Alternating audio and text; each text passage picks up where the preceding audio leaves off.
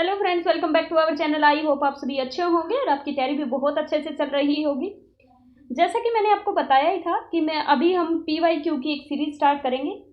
PYQ के जैसे मैं क्वेश्चन प्रैक्टिस करवाती हूँ ऐसे ही PYQ क्वेश्चन करवाऊंगी बहुत ही कम टाइम में कि आपका ज़्यादा से ज़्यादा कवर हो सके। मैंने उन बच्चों के लिए बनानी है ये वीडियो PYQ की जिन्होंने तैयारी बहुत अच्छे से कर ली है या जिनको 40 मार्क्स चाहिए उनके। मैं डिटेल में ऐसे नहीं समझाऊंगी। अगर डिटेल में किसी को करना तो यूट्यूब पे बहुत सारे टीचर्स ने पढ़ा रखी है, पर वो टाइम टेकिंग है। अब 3.5 घंटे की 4 घंटे की वीडियो देखने का टाइम नहीं है।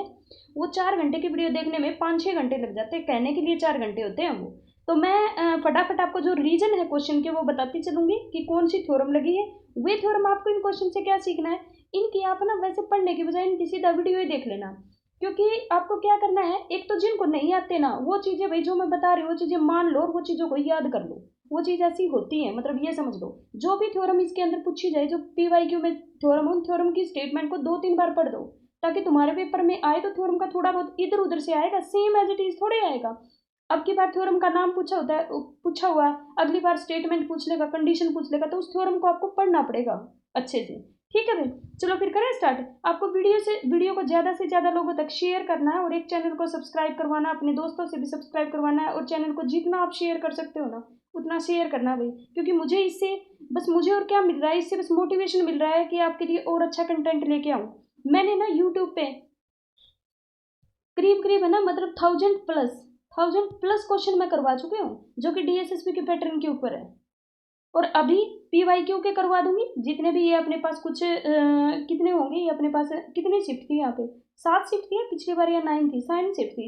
700+ क्वेश्चन PYQ के करवा दूंगी। और जो प्रैक्टिस क्वेश्चन है 500 के आसपास क्वेश्चन, और 6 तारीख को जिसका पेपर है ना तब तक इतना सारा कंटेंट यानी 1300 के आसपास क्वेश्चन मैं करवा दूंगी अभी।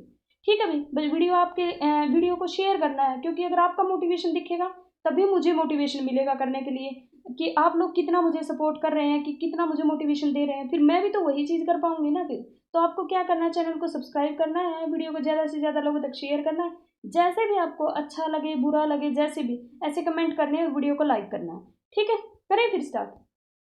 जैसे क्वेश्चन नंबर फर्स्ट में ये दे रखा, आर आपको दे रखा भी पोजीशन वेक्टर। जो भी एक्स्ट्रा फैक्ट मैं बता रही हूँ वो अपनी कॉपी में लिख लेना साथ साथ में।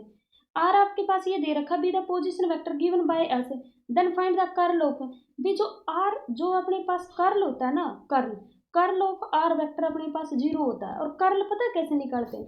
कर्ल निकालते हैं, डेटर्मिनेंट निकालना होता है आपको। कर्ल बाय में कर्ल एक्स, कर्ल बाय में कर्ल वाई, कर्ल बाय में कर्ल जेड।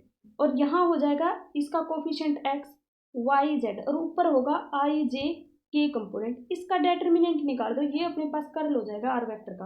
और ये अपने पास आई कंपोनेंट निकालोगे, ये छोड़ दोगे, ये छोड़ दोगे, with respect to Y Z का derivative 0, with respect to Z Y का डेरिवेटिव 0। फिर ये निकालोगे तो एक्स का with respect to Z, with respect to X Z का 0, with respect to Z X का 0। फिर ये निकालोगे तो इसका 0 हो जाएगा, ये 0। तो इस वजह से कर्ल ऑफ आर, आगे से याद रखना कर्ल ऑफ आर अपने पास क्या होता है, 0 होता है। और इसी के साथ एक फैक्ट और लिख लेना कि डाइवर्जेंस ऑफ आर अपने पास क्या होगा, डाइवर्जेंस ऑफ आर वेक्टर वो अपने पास 3 होता है। डाइवर्जेंस का मतलब वही डेल होता है, कर्ल बाय में curl x I plus curl bye में curl Y J plus curl bye में कर्ल जेड के हो जाएगा। ठीक है, और उसकी प्रोडक्ट करनी है किसके साथ, आर वेक्टर के साथ, एक्स आई प्लस में वाई जे प्लस में जेड। एक्स की इसके साथ करोगे तो एक्स का with respect to X derivative 1, Y का with respect to Y 1, Z का विद रिस्पेक्ट टू जेड 1। तो अपने पास डाइवर्जेंस कितना होता है, 3 होता है। और कर्ल अपने पास क्या होता है, 0। कर्ल ही पूछा हुआ था इस क्वेश्चन में, तो इसका ऑप्शन नंबर सी आ जाएगा। ठीक है भाई, नेक्स्ट अपने पास बोला हुआ है कि विच of the following is not an Euclidean domain.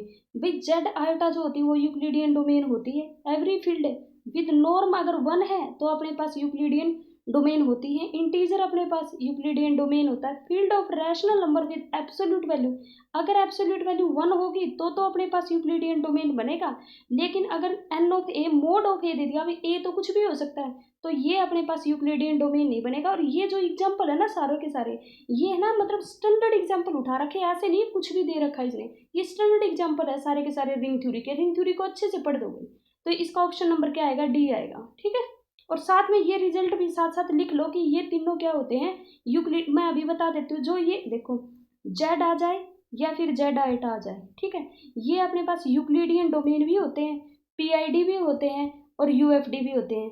ये अपने पास क्या नहीं होता, जेड आइटा और जेड अपने पास फील्ड नहीं होती, ठीक है। जेड आइटा और जेड अपने पास फील्ड नहीं होती, ठीक है। सिमिलरली ये यूक्लिडियन, जो एक चीज और लिख लो, जो यूक्लिडियन डोमेन है ना वो पीआईडी तो पक्का होगा, मतलब प्रिंसिपल आइडियल डोमेन पक्का होगा, और जो प्रिंसिपल आइडियल डोमेन है वो अपने पास यूएफडी पक्का होगा, ठीक है। और यूएफडी है वो इंटीग्रल डोमेन अपने पास पक्का होगा, इंटीग्रल डोमेन। और अगर इंटीग्रल डोमेन नहीं है तो कन्वर्स में कैसे होगा, अगर ये नहीं है तो ये भी नहीं होगा, फिर ये भी नहीं होगा, अगर ये नहीं है तो ये नहीं होगा, ये नहीं है तो ये नहीं होगा, ठीक है। अभी के लिए क्वेश्चन डी, इसका डी आएगा। नेक्स्ट अपने पास द सरफेस एरिया पूछ रहा है स्फीयर का, नहीं पता भाई कितना होता है, 4/3 पाई आर की 3, यही होता है ना। तो 4/3 एज इट इज रखो, पाई एज इट इज, आर कितना है यहाँ 4 का स्क्वायर, अपने पास कितना हो जाएगा 4 का स्क्वायर, लेकिन यहाँ आर की क्यूब लेनी, आर अपने पास 4 आ गई, इसकी अपने पास 3, तो अपने पास ये कितना हो जाएगा भाई 4/3 सरफेस एरिया पूछ रहा है, सॉरी गलत बता दिया, वॉल्यूम बता दी मैंने। सरफेस एरिया होता है 4 पाई आर स्क्वायर, ठीक है। यहाँ रेडियस है 4, मैंने वो वॉल्यूम पढ़ लिया था, 4 पाई और आर स्क्वायर यानी कि 4 का स्क्वायर, 4 के अपने पास क्यूब यानी कि 64 पाई, ऑप्शन नंबर बी इसका करेक्ट हो जाएगा। नेक्स्ट अपने पास क्या रखा है कि क्वेश्चन नंबर 5 में क्या रखा है, the curve given by this, ये दे रखा है एक्स की 6 प्लस में वाई इज इक्वल टू 0, ये कहता है सिमेट्रिकल होगा, ठीक है, सिमेट्रिकल होगा। तुम्हें क्या करना है, एक्स की जगह -x रखो, और ये देखो कि अपने पास वाई इज इक्वल टू रख लो, या बेशक तुम्हारी मर्जी है, ये रख लिया। अब तुम्हें पता है x की जगह मैंने -x रखा, y के अंदर कोई चेंज आया है, y के अंदर कोई चेंज नहीं आया, ठीक है। और मैंने क्या किया, y की जगह -y रखूंगी तो x के अंदर क्या रखूंगी, -y रखूंगी, तो माइनस माइनस कैंसिल हो जाएगा, क्या आ जाएगा, x की 6y आ जाएगा, चेंज आ रहा है ना। तो यानी कि y प्लस से कितनी हो रही है माइनस, तो ये अपने पास सिमेट्रिक होगा अबाउट x एक्सिस। देखो y को तूने -i किया तो अपने पास x की वैल्यू चेंज होगी, तो यहाँ से अपने पास कौन चेंज हुआ, तो ये सिमेट्रिकल हो गया किसके, एक्स एक्सिस के अबाउट, एक्स चेंज नहीं हुआ ना, तो ये अपने पास चेंज हुआ, तो ये अपने पास क्या होगा, एक्स एक्सिस के अबाउट हो जाएगा। एक मिनट भाई, वाई इज इक्वल टू, ये दे रखा है एक्स की 6 प्लस में वाई इज इक्वल टू में 0, तो मैंने एक्स की जगह -x रखूंगी, तो एक्स के अंदर कोई चेंज नहीं आ रहा, तो अपने पास हाँ बिल्कुल इसका ऑप्शन नंबर बी इसका करेक्ट हो जाएगा। फिर अपने पास देखो भाई, sign of F dash greater than 0, then what can you say about the nature of F. जब भी देखो अपने पास एफ डैश अपने पास ग्रेटर देन 0 है तो मोनोटोनिकली इंक्रीजिंग होता है फंक्शन, अगर F dash less than equal to 0 है तो फंक्शन मोनोटोनिकली डिक्रीजिंग होता है। फिर अपने पास आता है, ये होगा मोनोटोनिकली इंक्रीजिंग और डिक्रीजिंग, ये होते हैं स्ट्रिक्टली मोनोटोनिक इंक्रीजिंग और डिक्रीजिंग। अगर अपने पास ये आ जाए ग्रेटर देन इक्वल टू 0 तो ये होता है मोनोटोनिकली इंक्रीजिंग, ये होता है स्ट्रिक्टली इंक्रीजिंग, जो स्ट्रिक्टली इंक्रीजिंग है वो इंक्रीजिंग तो है ही, तो और लेस देन अगर इसमें इक्वलिटी आ जाएगी तो डिक्रीजिंग हो जाएगा, लेकिन जो मोनोटोनिकली स्ट्रिक्टली डिक्रीजिंग हो डिक्रीजिंग तो है ही। तो अभी देखना ये कह रहा है ग्रेटर देन 0 तो इंक्रीजिंग हो गया, ये ऑप्शन नंबर बी अपने पास करेक्ट होगा। अब आपको आएगा कि अगर F dash X equal to 0 आ जाए तो वे अपने पास होते हैं क्रिटिकल पॉइंट, क्या होते हैं क्रिटिकल पॉइंट, जहाँ पे फंक्शन या तो मैक्सिमा देगा या फिर मिनिमा देगा या पॉइंट ऑफ इन्फ्लेक्शन देगा। अब यही बता देती हूँ ये चीज़ भी क्या होती है, अगर इसका डबल डेरिवेटिव लें, ग्रेटर देन 0 लिया, यहाँ से पॉइंट आ जाएगा, उन्हीं पॉइंट पे अगर डबल डेरिवेटिव लें वो ग्रेटर देन 0 आ जाए तो मिनिमा देगा, और अगर डबल डेरिवेटिव लेस देन 0 आ जाए तो मैक्सिमा देगा उन पॉइंट के ऊपर पुट करने के बाद, और अगर इक्वल टू 0 आ जाए तो पॉइंट ऑफ इन्फ्लेक्शन देगा, ठीक है। ना इधर मैक्सिमा नोर मिनिमा बोलते हैं उसको, ठीक है। तो अभी के लिए ऑप्शन बी इसका करेक्ट रहेगा। नेक्स्ट अपने पास क्या रखा है कि रोंग स्टेटमेंट बतानी है भाई, ए अपने पास अगर A B is equal to B A है और B A is equal to B A है, A B is equal to I है, इसका मतलब ए इन्वर्टिबल मैट्रिक्स है, B A is equal to में आई है मतलब बी इन्वर्टिबल मैट्रिक्स है, तो यहाँ से ये तो कंफर्म होगा कि ए अपने पास क्या होगी, नॉन सिंगुलर होगी, ठीक है। कोई भी मैट्रिक्स बी ले आओ तो ए अपने पास पक्का क्या होगी, नॉन सिंगुलर, बिल्कुल सही बात है। एलिमेंट्री रो ऑपरेशन और column operation does not affect the rank, बिल्कुल जो रैंक को है ना, आप एलिमेंट्री रो ऑपरेशन लगाओ या कॉलम ऑपरेशन लगाओ उससे रैंक पे कोई फर्क नहीं पड़ता, ये भी करेक्ट बात है। इक्विवेलेंट मैट्रिक्स, जो इक्विवेलेंट दो मैट्रिक्स है अपने पास, ए इज इक्विवेलेंट टू बी, तो वह हमेशा इक्विवेलेंस से रिलेशन बनाएगी, ये भी करेक्ट है। Rank of invertible idempotent matrix, अगर कोई आइडेम्पोटेंट को भी छोड़ो, अगर कोई इन्वर्टिबल मैट्रिक्स है एन क्रॉस एन की, तो उसका मैक्सिमम रैंक एन हो सकता है, n+1 तो हो ही नहीं सकता उसका रैंक। अगर n क्रॉस n की मैट्रिक्स है, चाहे वो कैसी भी मैट्रिक्स हो, उसका n+1 रैंक हो ही नहीं सकता, तो ऑप्शन नंबर डी गलत है, रॉन्ग पूछा था, यही ऑप्शन अपना करेक्ट हो गया, ठीक है। नेक्स्ट अपने पास दे रखा है, ये दे रखा है भाई F of X is equal to this दे रखा है, इसका डेरिवेटिव पूछा हुआ, बताओ भाई कहाँ से मुश्किल है। इसका क्या करो, दोनों साइड डेरिवेटिव कर दो, कितना आएगा माइनस का 2x आएगा, यही ऑप्शन है, ऑप्शन नंबर बी अपना करेक्ट होगा।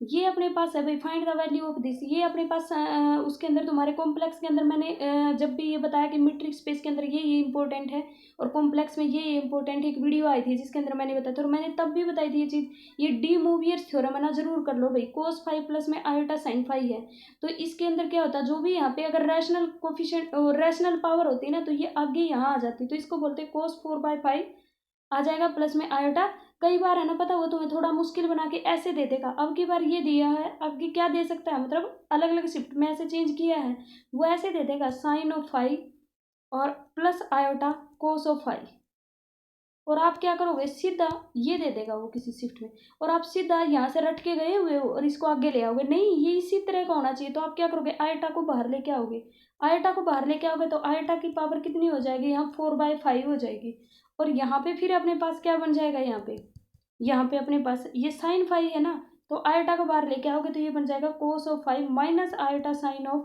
फाइव, अब ये बाहर आएगा 4/5, ठीक है। या फिर क्या करना पड़ेगा, फाइव की जगह π/2 माइनस फाइव करना पड़ेगा, तो फिर ये यही बन जाएगा, ठीक है। ये दो चीज़ों में से एक करना पड़ेगा, अभी के लिए ऑप्शन ए इसका करेक्ट होगा। ये मेल्स का फर्स्ट शिफ्ट है ना, वो पेपर है ये, मेल का जो फर्स्ट शिफ्ट हुई थी वो है। When P of Z divide करता है एक लाइन को, ठीक है भाई, ये एक लाइन है जिसका ये एक ए पॉइंट है, ये एक बी पॉइंट है, पी ऑफ जेड है, तो ये कह रखा है पी ऑफ जेड अपने पास रेशियो दे रखा एम रेशियो एन, ठीक है भाई, M ratio N, Z is given by, ठीक है, मैंने जेड को लिख सकती हूँ ना Z1 और मैंने लिख दिया Z2 क्योंकि ए के साथ Z1 हो जाएगा।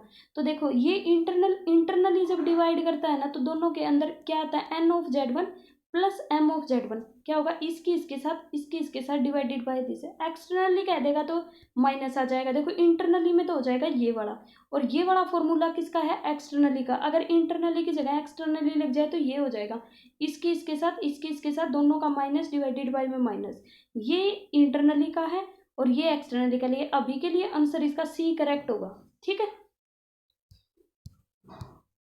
नेक्स्ट अपने पास बोला हुआ है find the volume of the curve around x axis, वो क्या कर रहा है, x axis on interval around x axis rotate कर रहा है, जब भी अपने पास एक्स एक्सिस में रोटेट करता है या वाई एक्सिस रोटेट, तो वॉल्यूम का फॉर्मूला पता है क्या होता है, पाई वाई स्क्वायर इंटू में डी एक्स, ये होता है जब एक्स एक्सिस के अबाउट रोटेट करता है तो ये वॉल्यूम होती है, और अगर अपने पास वाई एक्सिस के अबाउट रोटेट करता है तो पाई एक्स स्क्वायर इंटू में डी वाई इंटीग्रेशन, ये होता है, इंटीग्रेशन आपको दे रखा 0 to 1 लेना है, पाई वाई स्क्वायर कर लो भाई, पाई को मैंने बाहर ले लिया, इंटीग्रेशन 0 to 1, वाई स्क्वायर की वैल्यू वाई की एक्स स्क्वायर, वाई स्क्वायर की क्या होगी एक्स की 4 इंटू डी एक्स, तो कितनी हो जाएगी एक्स की 5 बाय में 5 हो जाएगा, और 0 to 1 और बाहर पाई पड़ा है, तो एक्स की जगह 1 पुट करोगे तो कितना आएगा, पाई बाय में 5 आएगा, ऑप्शन नंबर सी इसका करेक्ट होगा, ठीक है।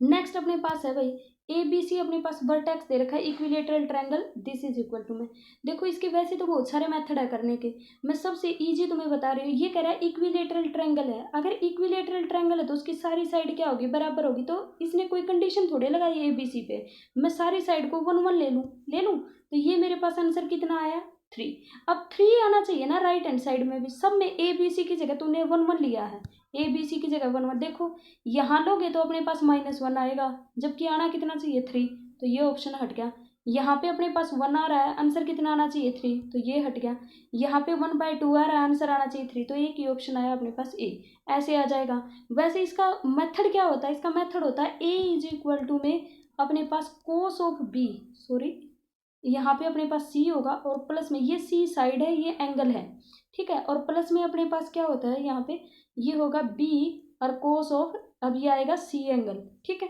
फिर सिमिलरली बी लिख लो, यहाँ बी लिखा हुआ है, देखो ए सी बी हो गया, यहाँ पे बी स्मॉल ये साइड है, तो यहाँ पे अपने पास क्या आ जाएगा ए आ जाएगा, कोस ऑफ सी आ जाएगा, और प्लस में अपने पास सी कोस ऑफ ए आ जाएगा, फिर similarly C is equal to, और एंगल ये इक्विलेटरल ट्रायंगल है, सब की जगह एंगल कितने आ जाएंगे अपने पास 60 डिग्री आ जाएगा, तो पहले से अपने पास यहाँ 60 रखोगे 1/2 तो अपने पास क्या बन जाएगा, तो अपने पास बन जाएगा A is equal to 1/2 B plus में सी, इस 2 को उठा के यहाँ ले आऊँ, twice of A is equal to B plus C का बी प्लस सी। सिमिलरली अगली से करूँगी तो twice of B is equal to में अपने पास क्या आ जाएगा ए प्लस सी।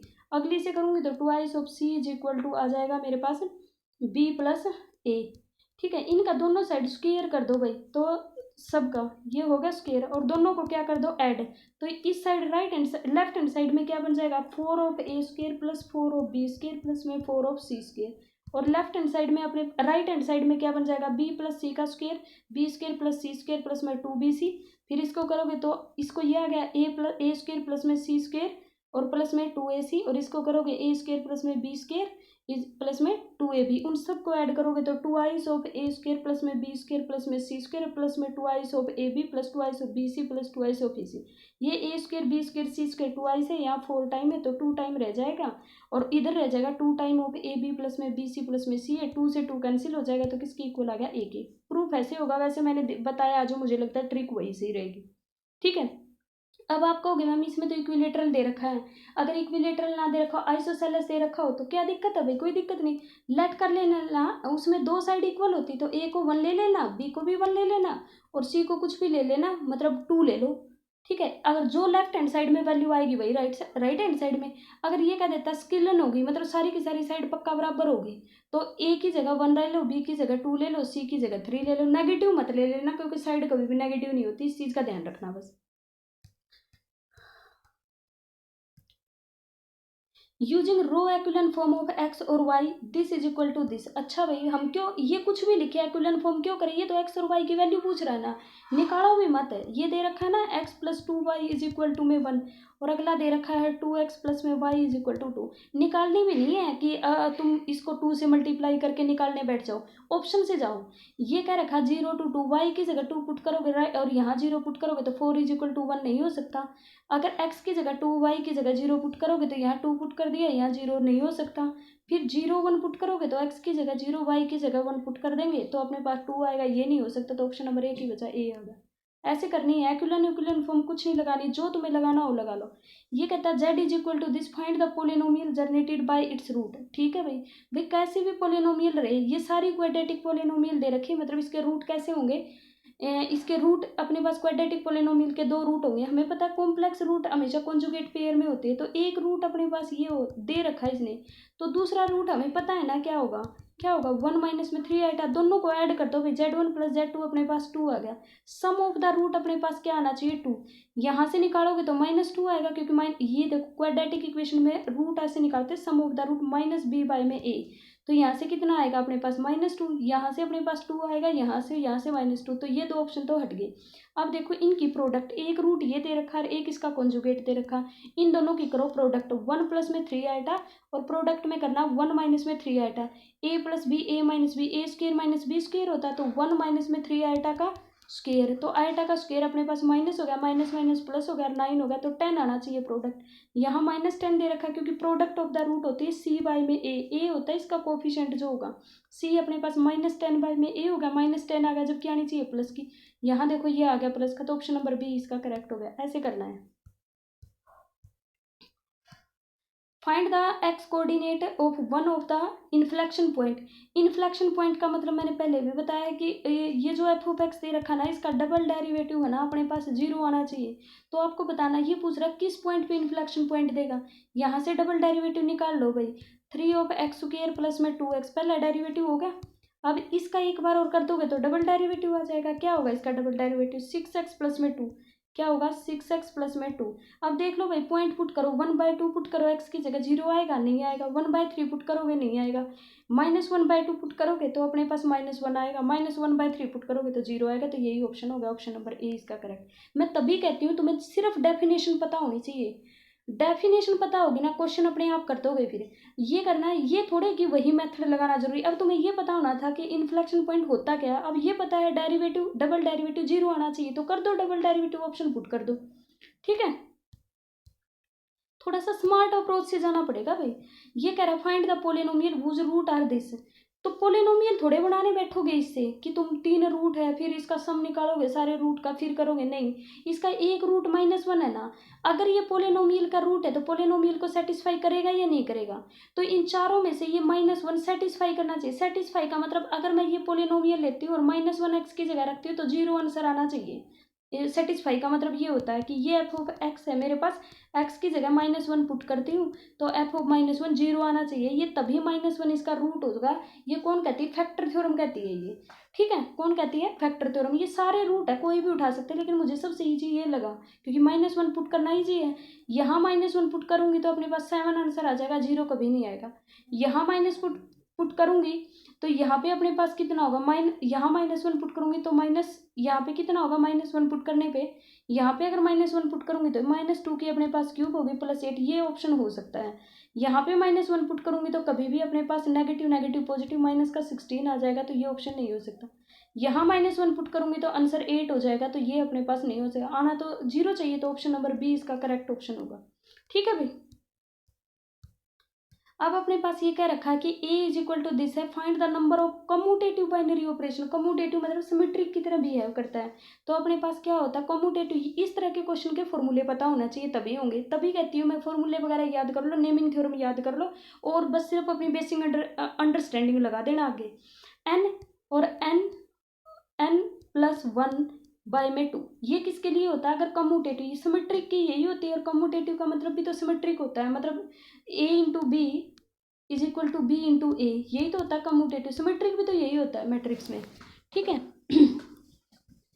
तो यहाँ पे n की पावर n+1, n तो 5 दे रखा है ना, उसकी cardinality a is equal to 5, मतलब a की कार्डिनलिटी दे रखी है। तो क्या होगा? 5 की पावर अपने पास 5 और यहाँ 6/2 तो 3 कितना हो गया? 15। ऑप्शन नंबर ए इसका क्या होगा? करेक्ट हो गया। ठीक है भाई।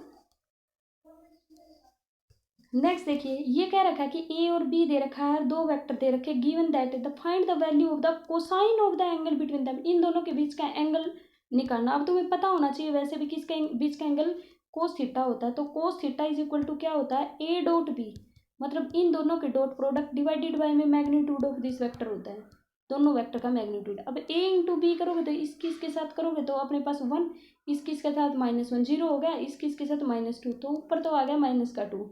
ठीक है, एक चीज़ तो कंफर्म हो गई है। और नीचे इनके मैग्नीट्यूड कभी नेगेटिव होते नहीं है, तो ये दोनों ऑप्शन तो हट गए हैं, ये तो आएंगे नहीं। आंसर आएगा नेगेटिव में, क्योंकि कोसाइन ऑफ दिस पूछा है। ठीक है, अब देखो ये अपने मैग्नीट्यूड ऑफ ए, जो आई का कोफिशिएंट उसका स्क्वायर कर दो। मैग्नीट्यूड का मतलब होता है अपने पास अंडरूट ऑफ कोफिशिएंट ऑफ आई का स्क्वायर 1 और कोफिशिएंट ऑफ जे का स्क्वायर 1, कोफिशिएंट ऑफ के का स्क्वायर अपने पास 2 का स्क्वायर बन गया 4, 4, 5 और 6, ये हो गया अंडरूट ऑफ 6। फिर अपने पास इसका करोगे तो अपने पास अंडरूट ऑफ कितना हो जाएगा? 3। अब यहाँ 6 से यहाँ 3 -2 बाई में अपने पास कितना बन गया? 3√2, क्योंकि इसके साथ करोगे √3 3 बन जाएगा, √2 होगा। अब इससे ये कैंसिल कर लो तो कितना आ जाएगा? √2 बाई में 3 आ जाएगा नेगेटिव का। √2 की वैल्यू पता होना चाहिए। 1 पॉइंट में अपने पास कितनी होती है? 414 होती है, और डिवाइडेड बाई में 3 होती है, और बाहर नेगेटिव।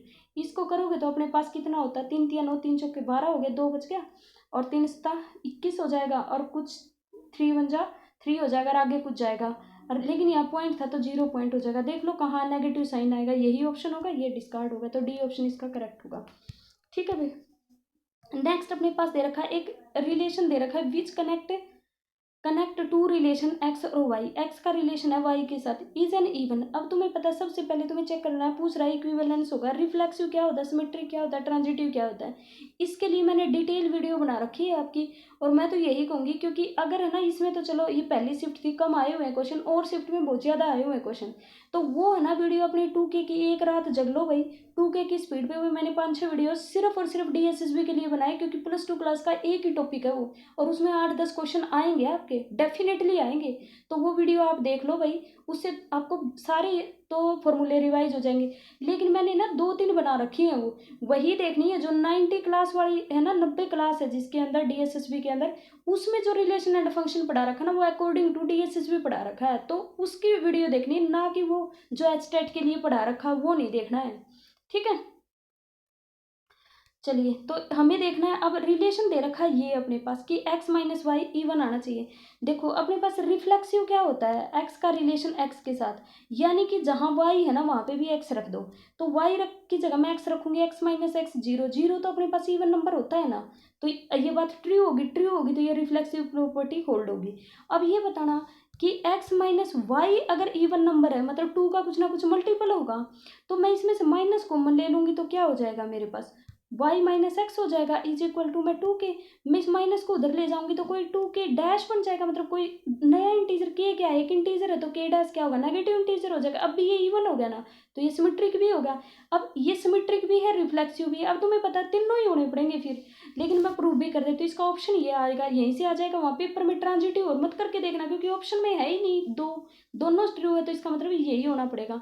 लेकिन अब देखो अपने पास तीसरी चीज़, इसका तीसरा कैसे प्रूव करेंगे। अब अगर x माइनस वाई किसी 2k का मल्टीपल है, y माइनस जेड अपने पास 2k डैश का मतलब है a का रिलेशन अपने पास किसके साथ, b के साथ। b का रिलेशन अगर c के साथ हो तो ट्रांजिटिव प्रॉपर्टी कहती है a का c के साथ होना चाहिए, मतलब x का z, x माइनस जेड भी इवन होना चाहिए। दोनों को ऐड कर दो भाई, क्या आ जाएगा, x minus Z is equal to में 2k प्लस में 2k डैश, दोनों में से 2 को कॉमन ले लो, k प्लस k डैश बन गया। k प्लस k डैश को m नाम दे दो कोई, तो 2 का मल्टीपल आ गया, इसका मतलब इवन है। तो ऑप्शन नंबर सी इसका करेक्ट होगा, ये ट्रांजिटिव भी हो जाएगा। नेक्स्ट अपने पास क्या रखा कि ग्रेडियंट निकालना। ग्रेडियंट मतलब partial derivative with respect to X, with respect to Y, with respect to Z, इसका निकालना। तो विद रिस्पेक्ट टू एक्स इसका पार्शियल डेरिवेटिव इसका 0 हो गया, यहाँ आ जाएगा वाई, और वाई की जगह क्या रखा हुआ 1, तो अपने पास क्या आ गया, आई आ गया। Next with respect to Y करना। विद रिस्पेक्ट टू वाई क्या आएगा, एक्स प्लस में 2i ऑफ वाई जेड आएगा।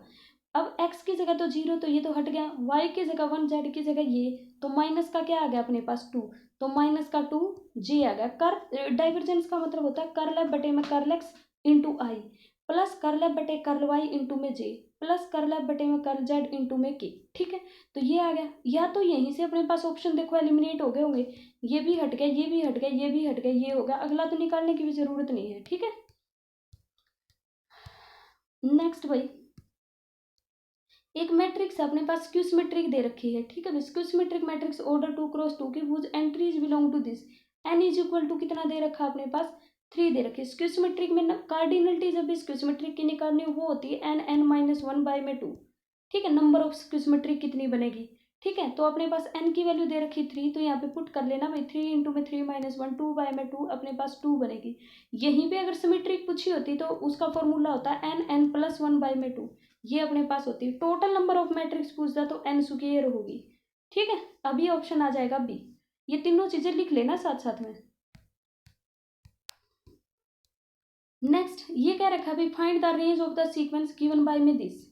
ठीक है, इसीलिए मैं ये कहती हूँ भाई कम से कम आपको डेफिनेशन पता होनी। अब आप ये बताओ, इतना इजी पेपर आया हुआ है, अब वहाँ पे अगर आपको डेफिनेशन भी पता हो ना फिर भी कर दोगे इसके अंदर कौन सा सीक्वेंस का पार्ट टूटा हुआ है, तो आप है ना पूरी की पूरी बुक मत छोड़ के जाओ भाई, कम से कम डेफिनेशन तो जरूर पढ़ के जाओ उन चीज़ों की। देखो इसमें दे रखा है अपने पास 1/n टाइप की है सीक्वेंस है, 1/n, n की जगह 1 पुट करो, क्योंकि n है ना हमेशा याद रखना नेचुरल नंबर से बिलोंग करता है सीक्वेंस में, क्योंकि उसके डोमेन जो होते हैं, सीक्वेंस की डेफिनेशन यही होती है, डोमेन नेचुरल नंबर होनी चाहिए। रेंज में भी एनी सेट, रियल सीक्वेंस है तो रेंज अपने पास कोडोमेन रियल होनी चाहिए, कॉम्प्लेक्स सीक्वेंस है तो कोडोमेन कॉम्प्लेक्स होनी चाहिए, रैशनल सीक्वेंस है तो इसको रैशनल, डोमेन तो फिक्स होती है नेचुरल नंबर। तो n की जगह सबसे पहले 1 रखो, तो 1 आएगा, किस ऑप्शन में नहीं है, सब में है, ये हट गया। n की जगह 2 रखो, 1/2, इसमें 1/3 कह रहा है, इसमें 1/2 कह रहा है, तो यही ऑप्शन आ गया, इसमें 2 कह रहा है, हट गया। 1/3 से पहले तो 1/2 भी तो आएगा, तो ये ऑप्शन हट गया, तो ऑप्शन नंबर बी इसका क्या होगा, करेक्ट होगा। ये क्या रखा देखो कि when per capita increase we take same positive value we get dash growth. अगर अपने पास इंक्रीज कर रहा हो तो एक्सपोनेंशियल ग्रोथ होती है, और अगर डिक्रीज कर रहा हो तो लॉजिस्टिक होती है, यानी कि लॉग में होगी। ठीक है भाई, तो ये अपने पास होता है। और ये है ना, एक चीज़ और बता दो, ये अपने पास इसका मतलब होता है पॉपुलेशन ग्रोथ है ना, टाइम के साथ है कितना चेंज हो रहा है, dn/dt।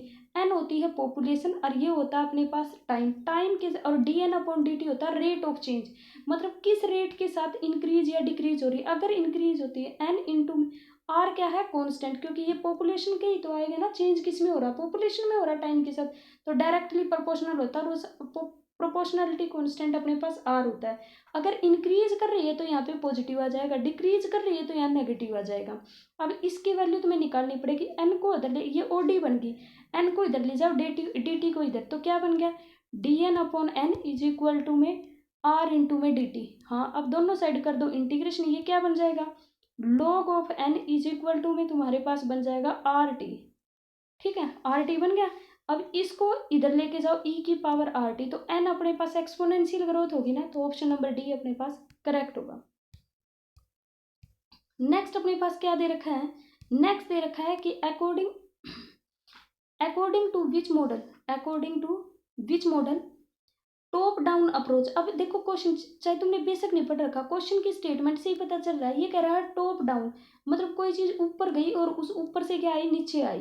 ठीक है, ऊपर से कोई चीज नीचे आई तो इसका मतलब डिक्रीज हुआ ना कुछ ना कुछ। ठीक है, focus on existing theory and being with hypothesis is based on, ये कहता है डायनामिक स्टैटिक मॉडल होगा, स्टैटिक मॉडल होगा मतलब कोई चेंज नहीं होगा, ये कह रहा है चेंज होगा, ये कह रहा है डिडक्टिव मॉडल मतलब कम हुआ है ना, तो यहीं से ऑप्शन लग रहा है कि सी आएगा।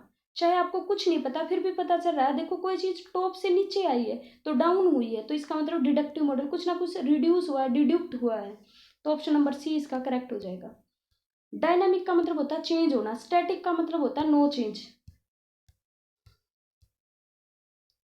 नेक्स्ट अपने पास क्या रखा कि solve the given differential equation this, इसको क्या करना है, सोल्व करना है। भाई ये dx है, ये अपने पास वाई स्क्वेयर, इसको ऐसे कर लो ना, Y square dx, variable separate करने हैं, माइनस के 2xy इंटू में dy, वाई से वाई कैंसिल हो गया, वाई को इसके नीचे ले जाओ, x को क्योंकि वेरिएबल सेपरेट करोगे, तो dx अपने पास dx बाय में x is equal to -2 into में dy बाय में y, दोनों साइड इंटीग्रेशन कर लो, यहाँ से आ जाएगा log ऑफ x, यहाँ से आएगा -2 log ऑफ अपने पास y, तो यहाँ से अपने पास क्या करोगे, इसको कर लो, तो यहाँ से अपने पास क्या आ जाएगा, log of x is equal to में log ऑफ -y की पावर 2, और लेकिन एक इंटीग्रेटिंग कांस्टेंट भी आएगा, उसको log c ले लेना, तो यहाँ पे आ जाएगा c।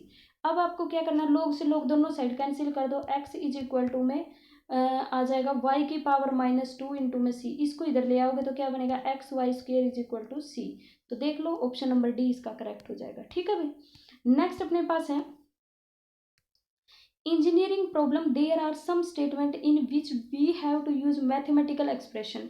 ठीक है, ये कह रखा है कि इंजीनियरिंग की एक प्रॉब्लम है जिसके अंदर मैथमेटिकल एक्सप्रेशन को यूज किया जाता है in term of variable function and equation, such expression are, अब इसको पढ़ते ही पता चला है, अगर मैथमेटिकल एक्सप्रेशन का यूज कर रहे हैं तो इसका मतलब उसको क्या बोलेंगे, मैथमेटिकल मॉडल बोलेंगे, ऑप्शन नंबर बी इसका करेक्ट हो जाएगा।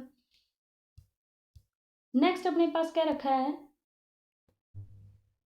इसमें दे रखा है क्वेश्चन नंबर 6 में, which of the following statement is true, intersection of, देखो दो स्टेटमेंट होती है, arbitrary intersection, arbitrary arbitrary intersection, मैं बोल रही हूँ इस चीज पे ध्यान देना, arbitrary intersection of closed set is closed, और arbitrary union of open set is open, arbitrary intersection of close set is closed, arbitrary union of open set is open, finite intersection of open set is open, और finite intersection of close set, finite intersection of, एक minute रुकना भाई, finite union of close set is closed. देखो arbitrary intersection close set की closed होती है और finite union close set की क्लोज्ड होती है, क्लोज सेट की आर्बिट्रेरी यूनियन क्लोज्ड नहीं होती, arbitrary union of open set is open होती है, लेकिन आर्बिट्रेरी इंटरसेक्शन ओपन सेट की ओपन नहीं होती, finite intersection of open set is open, finite intersection of open set is open, finite union of close set is closed, arbitrary intersection of close set is closed, और arbitrary union of open set is open, ये चार statement होती है। ठीक है, अब देखो क्या क्या रखा है ऑप्शन में, ऑप्शन में क्या रखा था, intersection of arbitrary number of open set is an open, नहीं क्या होनी चाहिए थी यहाँ पे, फाइनाइट। ठीक है, the intersection of any finite number of open set is close, नहीं ओपन सेट की क्लोज तो हो ही नहीं सकती, तो ये तो गलत ही है।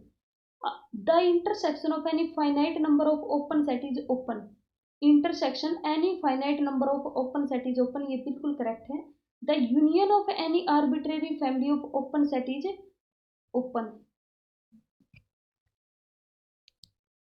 ये भी सही है, इसके अंदर दोनों ही ट्रू है भाई, दोनों ही ट्रू है। The intersection of any finite number of open set है, ओपन होती है, और the union of arbitrary family of open set भी ओपन होती है। ठीक है, तो इसका ऑप्शन सी और डी करेक्ट रहेगा।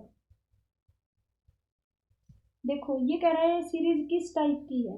देखो 1 2 3 ये क्या होगा फिर अलजेब्राइक मीन, 5 5 का स्क्वायर 5 की क्यूब ज्योमेट्रिक मीन, मतलब दोनों को मिक्स कर रखा है, तो ऑप्शन नंबर ए करेक्ट होगा। नेक्स्ट अपने पास दे रखा है विच of the following is not a type of mathematical model. ठीक है भाई, मैथमेटिकल मॉडल ये 3 टाइप के होते हैं। कौन कौन से होते हैं? अपने पास जो इंसिलिकेटर है ना, ये अपने पास कंप्यूटर के अंदर, कंप्यूटर ग्राफिक्स के अंदर मैथमेटिकल मॉडल होता है कंप्यूटर ग्राफिक्स को सोल्व करने के लिए। एब्स्ट्रैक्शन मेथड अपने पास ये एक मैथमेटिकल मॉडल होता है जो एब्स्ट्रैक्ट प्रॉब्लम होती है उनको सोल्व करने के लिए।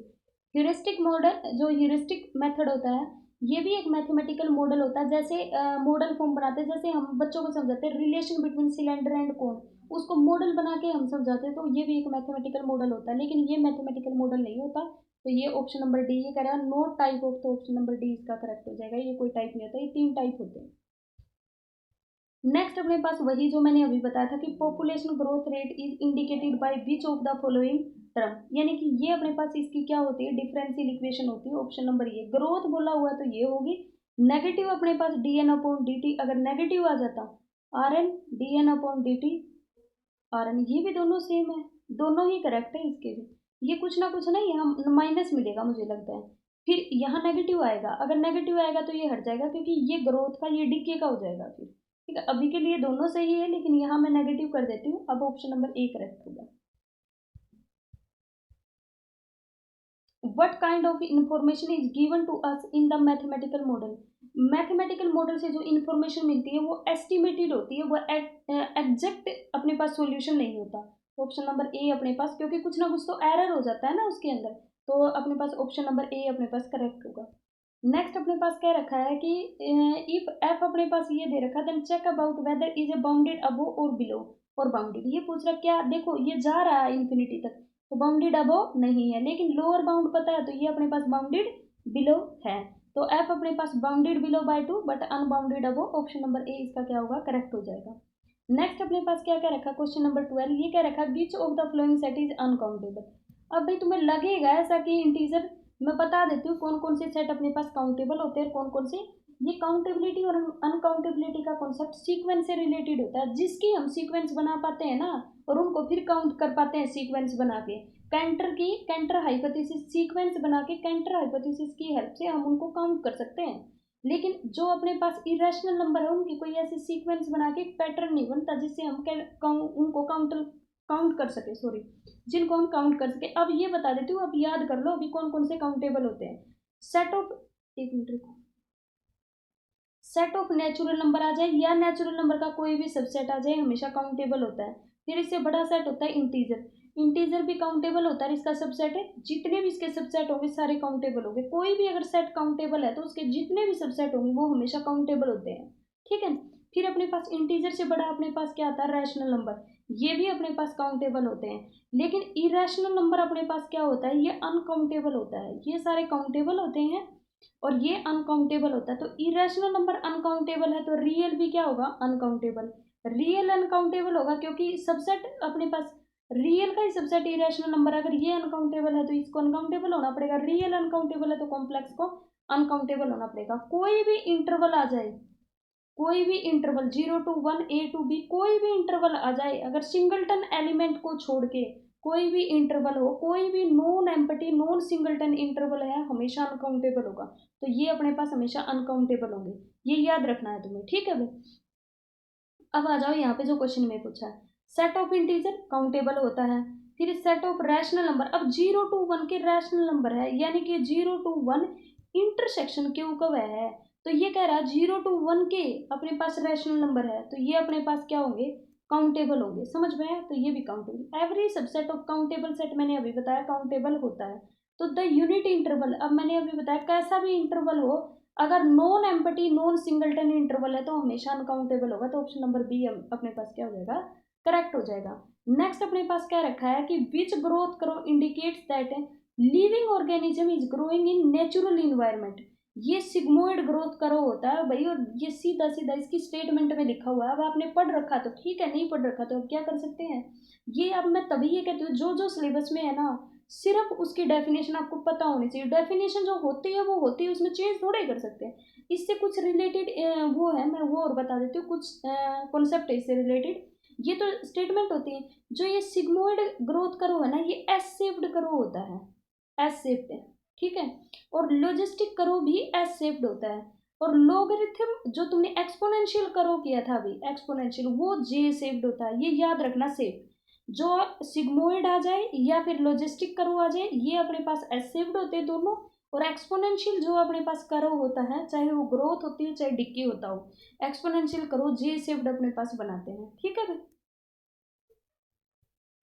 फिर अपने पास क्या रखा है कि which theorem states that between any two distinct number there lie at least one irrational number and hence there lie many irrational number। तो ये कहती है डेंसिटी थ्योरम की दो रैशनल नंबर के बीच में इनफाइनाइट इरेशनल नंबर होते हैं, दो रियल नंबर के बीच में infinite rational infinite irrational number होते हैं, दो इरेशनल नंबर के बीच में इनफाइनाइट रैशनल नंबर होते हैं। ये छोटी छोटी करोड़ली कर रखी है, फिर उसकी ये डेंसिटी थ्योरम की डेफिनेशन होती है।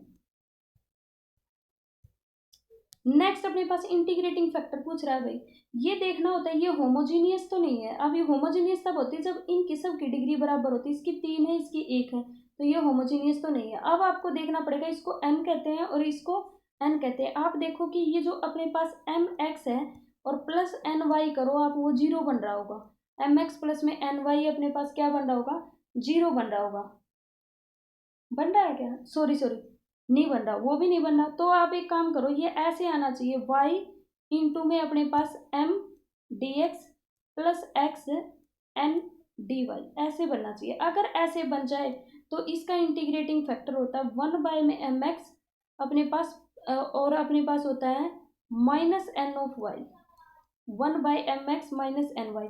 अगर ये भी होमोजीनियस और ये भी होमोजीनियस हो तो अपने पास इंटीग्रेटिंग फैक्टर होता है, ये दोनों याद रख लेना, 1/mx प्लस 1 में वाई, ठीक है। ये दो तो पक्का याद रख लेना। तो अभी के लिए इसका ऑप्शन नंबर सी करेक्ट हो जाएगा। निकाल लो, 1 में mx माइनस एन वाई, यही आएगा, 1 में 2x वाई। नेक्स्ट अपने पास दे रखा है, नीचे ऊपर दे रखा है, देखना 1 2 3, तो ऊपर अपने पास क्या बनेगी, सीरीज कुछ एन टाइप की बनेगी। एन की जगह अपने पास रख देना, N is equal to 1 to infinity जा रहा है। नीचे देखो 2 से शुरू हुई है, तो 2 से शुरू हुई है तो कितनी हो जाएगी, n+1। अगली 3 से शुरू हुई है तो n+2 हो जाएगी। अब आपको पता है n की हाईएस्ट पावर बाहर ले लिया करो, तो n ये होगा, नीचे से n की हाईएस्ट पावर n स्क्वायर, यहाँ अपने पास 1+1/n और 1+2/n लिमिट n। अब इसमें से एक कैंसिल कर दो, बाहर कितना आया, 1 में n। तो p रूट इसके अंदर p टेस्ट लगा दो, n की अपने पास बाहर जो आए ना, कटने के बाद जो बचेगा यहाँ पे p, उस p की वैल्यू ग्रेटर देन 1 है तो convergent, less than equal to 1 है तो डाइवर्जेंट होगा। तो यहाँ अपने पास 1 आ गया तो ये डाइवर्जेंट हो गया, ऑप्शन नंबर बी इसका करेक्ट होगा। नेक्स्ट अपने पास ये पूछ रखा, टर्म बतानी है अपने पास सीक्वेंस की, भाई n की जगह 1 पुट करोगे तो 1 और 1 2 आना चाहिए स्टार्टिंग में, सब में स्टार्टिंग में 1 दे रखा, सारे ही कट गए, तो यही आएगा ए की बी ऑप्शन। अगली भी रख के देख लो, अगर कंफ्यूजन हो रही है n की जगह 1 पुट कर लो तो 5/4 आएगा, देखो ये आया हुआ, तो बी आंसर करेक्ट होगा इसका। अपने पास नेक्स्ट कहता है कि check about the monotonicity of the function. मैंने कहा था, अच्छा यहाँ पे फंक्शन दे नहीं रखा, यहाँ पे फंक्शन आएगा F of X is equal to X. अब इसका डेरिवेटिव चेक कर लो भाई, एफ ऑफ एक्स का डेरिवेटिव 1 होता है विच इज ग्रेटर देन 0, तो ये मोनोटोनिकली इंक्रीजिंग फंक्शन होगा, ऑप्शन नंबर बी इसका क्या होगा, करेक्ट हो जाएगा। अभी बता के आई थी ना मोनोटोनिक फंक्शन के लिए। नेक्स्ट अपने पास ये देखो, गिवन अपने पास 1+1/5 + 1/5 का स्क्वायर, तुम्हें पता है ये जीपी सीरीज है, और जीपी सीरीज का इसका कॉमन रेशियो कैसे निकालोगे, दिस बाय में दिस करके निकालोगे, तो कॉमन रेशियो है 1/5। और जब कॉमन रेशियो आर को आर से रिप्रेजेंट करते हैं, अगर आर लेस देन 1 आ जाए ना अपने पास, तो अपने पास सीरीज अपने पास कन्वर्जेंट होगी, और आर अपने पास ग्रेटर देन इक्वल टू 1 आ जाए तो सीरीज अपने पास डाइवर्जेंट होगी। तो ऑप्शन नंबर अपने पास अभी लेस देन 1 है तो डी अपने पास करेक्ट हो जाएगा, कन्वर्जेंट। नेक्स्ट क्या रखा कि विच of the following is not a component of mathematical model. Mathematical model में फैक्टर नहीं होते, फैक्टर किसके अंदर होते हैं, फैक्टर होते हैं अपने पास इक्वेशन के अंदर। कैसे इक्वेशन के साथ, जैसे डिफरेंशियल इक्वेशन होगी उसके अंदर फैक्टर होंगे, या अपने पास क्वाड्रेटिक इक्वेशन होगी उनके अंदर फैक्टर होंगे। तो ऑप्शन नंबर डी अपने पास क्या हो जाएगा, गलत हो जाएगा, पैरामीटर्स होते हैं, वेरिएबल्स होते हैं, इक्वेशंस होती है, लेकिन अपने पास क्वाड्रेटिक इक्वेशन में फैक्टर होते हैं। इसके अंदर मैथमेटिकल मॉडल में कहीं भी फैक्टर का जिक्र नहीं होता, तो ऑप्शन नंबर ए इसके करेक्ट हो जाएगी। नेक्स्ट अपने पास क्या रखा है कि F of X Y Z this है, तो ये कह रखा है कि ये किसके इक्वल हो सकता है, इनमें से ये किसके इक्वल हो सकता है, ये इसके इक्वल हो सकता है। देखो जेड को मैंने, देखो एक्स की जगह मैंने जेड रख दिया, एक्स की जगह मैंने जेड रख दिया, वाई की जगह वाई। एक्स और जेड को अगर मैं रिप्लेस कर दूंगी तो कोई फर्क नहीं पड़ेगा। ये कह रखा है जीरो के इक्वल होगा, जीरो कभी नहीं होगा ये। फिर ये कहता है माइनस, अगर यहाँ माइनस एक्स रखूंगी तो यहाँ प्लस हो जाएगा, तो ये दोनों कभी इक्वल नहीं होंगे। बाहर माइनस रख दूंगी तो इनमें से सब में से माइनस कॉमन लूंगी तो अपने पास इक्वल नहीं होगी। लेकिन एक्स को और जेड को रिप्लेस करने से कोई फर्क नहीं पड़ेगा, ये एज इट इज बन जाएगा, तो ऑप्शन नंबर ए इसका करेक्ट होगा। अब बताओ भाई इसमें क्या पढ़ाने वाला है।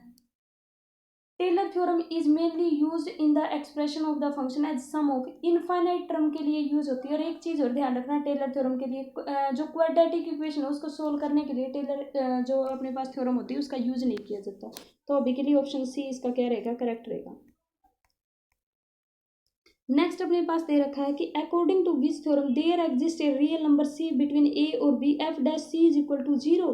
कब, whenever F dash A F dash B less than zero such that F is defined and derivable on A B. आज सुबह ही बताई थी मैंने कि डोरबैक्स थ्योरम वगैरह आपने पढ़ लो भाई। थ्योरम की स्टेटमेंट अब एज इट इज थ्योरम की स्टेटमेंट लिख रखी है, अब इसमें क्या ही पढ़ा सकता कोई, क्या ही वहाँ कॉन्सेप्ट लगाओगे। पता है तो पता है, नहीं पता है तो नहीं पता है। तो इसका आंसर होगा डोरबैक्स थ्योरम। थ्योरम की स्टेटमेंट लिख रखी है एज इट इज उठा के। नेक्स्ट अपने पास कहता है find the expansion of cos x square. भाई कोस एक्स की, साइन एक्स की और ई की एक्स की, तीनों के एक्सपेंशन लिख देती हूँ, ये तुम्हें पता होना चाहिए। ई की एक्स होती है 1 प्लस में एक्स स्क्वायर बाय में 2 का फैक्टोरियल, प्लस में एक्स की क्यूब बाय में 3 का फैक्टोरियल एंड सो ऑन। अब अपने पास आएगा कोस एक्स। कोस एक्स में सारी की सारी इसकी इवन टर्म होती है, 1 माइनस एक्स स्क्वायर बाय में 2 फैक्टोरियल प्लस एक्स की 4/4 फैक्टोरियल माइनस एक्स की 6/6 factorial and so on. Sine x में क्या होती है, ओड टर्म आएगी, एक्स माइनस एक्स की क्यूब बाय 3 फैक्टोरियल और प्लस में एक्स की 5/5 फैक्टोरियल एंड सो ऑन। लेकिन यहाँ एक्स की जगह एक्स स्क्वायर दे रखा, तो जहाँ जहाँ एक्स है वहाँ एक्स का स्क्वायर रख दो, तो कोस की पूछी हुई ना, तो 1 माइनस एक्स की 4/2 फैक्टोरियल, ये प्लस कह रहा है, प्लस कह रहा है, प्लस यही कैंसिल होगा, तो ऑप्शन नंबर सी इसका करेक्ट होगा। समझ में आई हुई बात। नेक्स्ट अपने पास दे रखा find the limit of this. ठीक है भाई, इसकी लिमिट निकालनी है। साइन वाई वाई में एक्स दे रखा है और लिमिट निकालनी है एक्स वाई टेंस टू 0 0। अब ये साइन वाई है एज इट इज, जो यहाँ है ना वही बनाना पड़ेगा यहाँ। ये कैसे बन सकता है, मैं इसको लिख लूँ, साइन वाई वाई में वाई इंटू में मैं कर दूँ इसको वाई से मल्टीप्लाई और डिवाइड कर दिया बाय में एक्स। इसकी तो लिमिट अपने पास 0 टेंस टू 1 हो जाती है पूरे की, तो ये बन गया वाई बाय एक्स। तो अभी लिमिट निकालनी है X Y tends to 0 0 Y Y में एक्स। वाई की जगह एक पाथ तुम्हें रखना पड़ेगा, एम एक्स पुट कर दो, वाई की जगह एम एक्स, तो यहाँ एक्स से एक्स कैंसिल, एम आ जाएगा। एम की डिफरेंट वैल्यू के लिए डिफरेंट देगा तो लिमिट डज नॉट एग्जिस्ट होगी, ऑप्शन नंबर डी इसका करेक्ट होगा। इसके लिए मैंने आपको प्रैक्टिस क्वेश्चन भी करवाए हैं। अब अपने पास ये क्या रखा, find the value of the integral F of X why this. देखो भाई -1 से 1 तुम्हें पता ही है, ऐसे ये अपने पास कुछ ऐसा नहीं लिखा हुआ, एम डी एक्स प्लस में एन डी वाई, और इंटीग्रल की वैल्यू पूछ रहा है -1 to 1। भाई लगा तो ग्रीन थ्योरम क्या कहती है, ये जो बचा हुआ है यानी कि कर्ल एन बाय में अपने पास क्या हो जाएगा, कर्ल एक्स हो जाएगा, और माइनस में कर्ल एम बाय में कर्ल वाई होगा। ये चीज़ का ध्यान रखना, ये पीछे वाले का विद रिस्पेक्ट टू एक्स अपने पास 2x होगा, और माइनस में इसका विद रिस्पेक्ट टू क्या करना है हमें, वाई करना है। तो अपने पास कितना होगा एक्स स्क्वायर, और यहाँ पे अपने पास होगा माइनस का एक्स, और उसका इंटीग्रेशन करना है कब, -1 से 1 और ये -1 से 1। अब तुम्हें पता है कि y यहाँ है ही नहीं, तो y की पावर तो 0 है। मैं y का, अगर मैंने y लिखूंगी यहाँ पे, इसको एक बार के लिए छोड़ देती हूँ, पहले dy के रिस्पेक्ट में कर लेती हूँ। y का यहाँ कुछ भी नहीं है, तो इसका इंटीग्रेशन y आ जाएगा। y की लिमिट पुट करोगे -1 to 1, 1 माइनस में अपने पास क्या हो जाएगी, माइनस का 1। एक मिनट रुको भाई, तो यहाँ पे अपने पास ये आ गया। पहले चलो x का ही कर लेते हैं, चलो 2x है अपने पास, तो ये क्या बनेगा 2i of x square by में 2 इंटीग्रेशन एक्स की क्यूब बाय में 3 हो जाएगा, और माइनस में अपने पास क्या हो जाएगा एक्स स्क्वायर बाय में 2। अब सब की जगह 1 पुट करो, जैसे ही 1 पुट करोगे तो यहाँ से कितना आ जाएगा 1, ये आ जाएगा 1 माइनस में 1 3, और यहाँ एक्स स्क्वायर बाय में 2 था तो माइनस का 1 बाय में 2।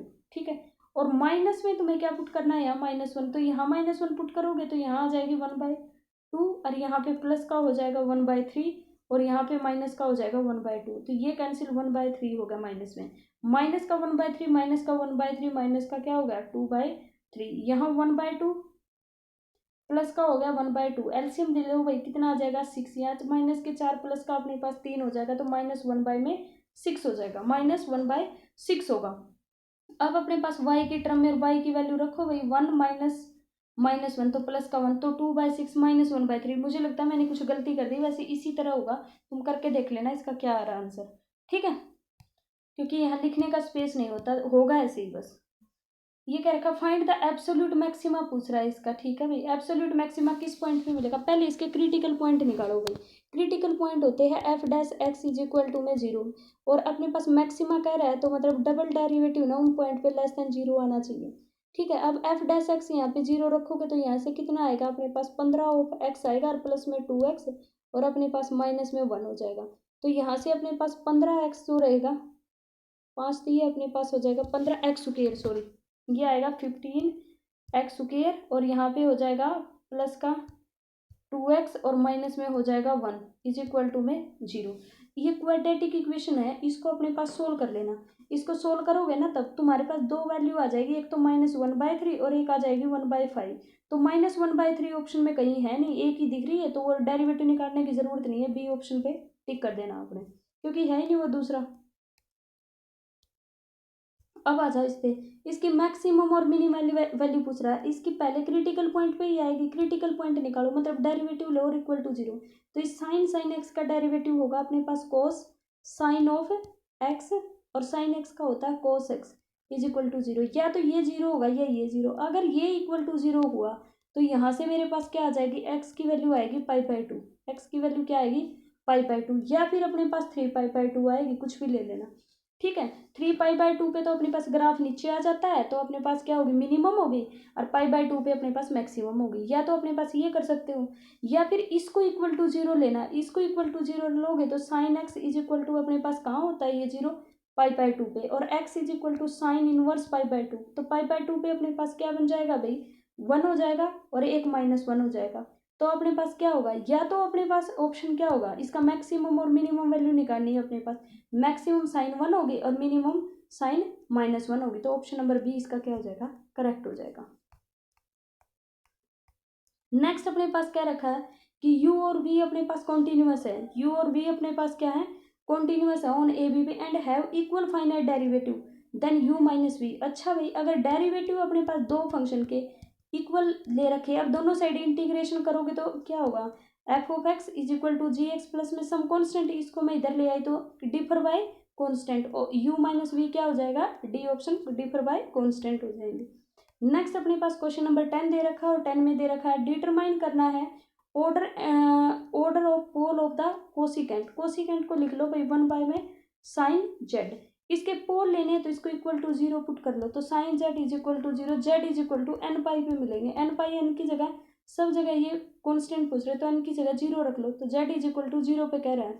अब कितने ऑर्डर का पोल होगा ये कैसे देखोगे, इसको f(z) लेट कर लो, ये ले लिया तुमने f(z) = sin z, z = 0 पे ये sin z अपने पास क्या होगा 0, इसका डेरिवेटिव पुट किया तो अपने पास cos z, वो अपने पास नॉट 0, जो भी डेरिवेटिव, अब इसमें फर्स्ट डेरिवेटिव ही नॉन 0 आ गया तो ये फर्स्ट ऑर्डर का पोल होगा, मान लेते ये भी 0 आ जाता, फिर इसका डेरिवेटिव लेते, फिर वैल्यू पुट करते, तो देखते अगर वो नॉन 0 आ जाता तो पोल सेकंड ऑर्डर का होता, अगर वो भी 0 आ जाता तो उसका दोबारा डेरिवेटिव करते, वो थर्ड डेरिवेटिव होता, अगर वो नॉन 0 आता तो कहते उस पर थर्ड ऑर्डर का पोल होगा, तो अभी इस पे पहला ही डेरिवेटिव नॉन 0 आ गया तो सिंपल पोल होगा, ऑप्शन नंबर ए करेक्ट हो जाएगा। नेक्स्ट अपने पास क्वेश्चन नंबर दे रखा है 11। देखिए भाई इस क्वेश्चन में तो भाई ये देखना है कि तुम जल्दी कैसे जा सकते हो, कुछ बच्चे करेंगे इसका डेरिवेटिव करेंगे और फिर वैल्यू को पुट करेंगे, नहीं ऐसा कुछ नहीं करना। अगर ये चीज, ये जो लिमिट आप निकालोगे, ये तो अगर अपने पास डेरिवेटिव एग्जिस्ट करता है और डेरिवेटिव की इस पॉइंट पे निकाले, चाहे मैं कोई भी पाथ लूँ सबके लिए सेम आना चाहिए ना आंसर, तो अपने पास क्या करोगे, तुम कोई भी पाथ ले लो, तो y = तुम पाथ यहाँ पे चूज कर लो अपनी मर्जी से, क्या कर लो चूज कर लो तुम पाथ, जो भी तुम्हें चूज करना तुम्हारी मर्जी है, y = तुम चूज कर सकते हो, कोई भी पाथ यहाँ पे चूज कर सकते हो, तुम्हारी मर्जी है। जैसे y = अगर तुमने चूज करना है कि x² प्लस में मतलब कुछ भी x चूज करना है मान लेते हैं, तो अपने पास ये चूज है, और फिर x की जगह तुम्हें पुट करना है √2। ठीक है, सॉरी 1 मिनट रुको, ये हमने चूज कर लिया, मान लेते हैं यही चूज कर लेता है, तो x इंटू में इसकी जगह एक्स स्क्वायर प्लस में x होगा, और डिवाइडेड बाय में क्या हो गया अपने पास एक्स स्क्वायर, और प्लस में अपने पास हो गया, नहीं तुम चूज करो x minus x square, sorry x minus x square choose कर लो, तो अपने पास क्या बनेगा x, और ये बनेगा एक्स स्क्वायर माइनस में x, और यहाँ पे अपने पास क्या बनेगा वाई स्क्वायर की जगह चूज करना था ना, ये तो वाई स्क्वायर की जगह तुम्हें चूज करना है एक्स स्क्वायर माइनस में x। अगर ये चूज करोगे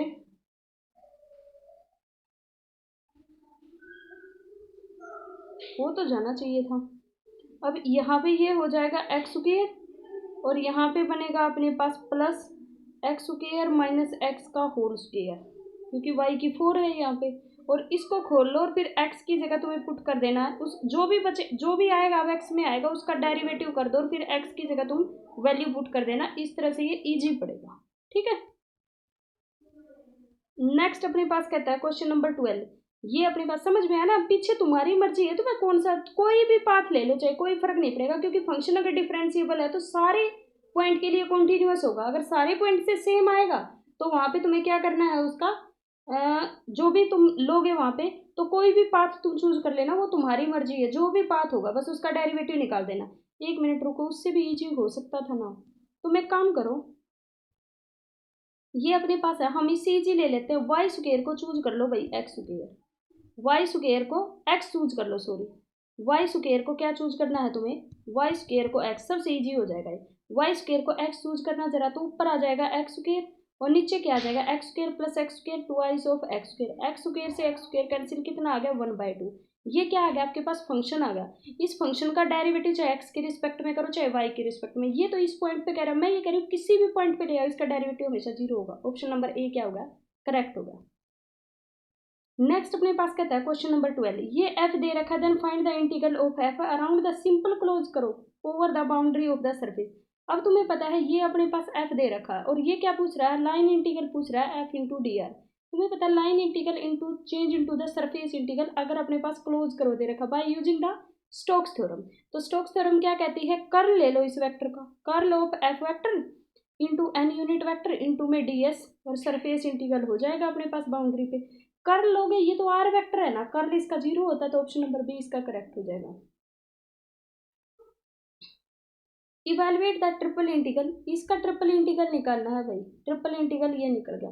ठीक है, 0 से 1 लेना, सारा 0 to 1 0 to 1 0 to 1, यहाँ x दे रखा है, और यहाँ पे तुम्हें dx dy dz, तो मैं एक काम करती हूँ dz, क्योंकि कॉन्स्टेंट सारी लिमिट से मैं किसी को पहले ले लूँ dz, और ये हो गया, तो आप एक काम करो सबसे पहले अपने पास किसी के भी रिस्पेक्ट में कर लो, x के रिस्पेक्ट में यहाँ x कर लेते हो, यहाँ y और यहाँ z, x के रिस्पेक्ट में इसका क्या आएगा एक्स स्क्वायर पाई में 2 आ जाएगा, और ये होगा 0 to 1 बाहर 2 इंटीग्रेशन dy, तो ये आएगा 1/2, 1/2 को बाहर ले लेना, फिर कांस्टेंट आ जाएगा 1 - 0, फिर कांस्टेंट आ जाएगा 1 - 0, कितना आएगा 1/2, ऑप्शन नंबर बी अपने पास करेक्ट होगा।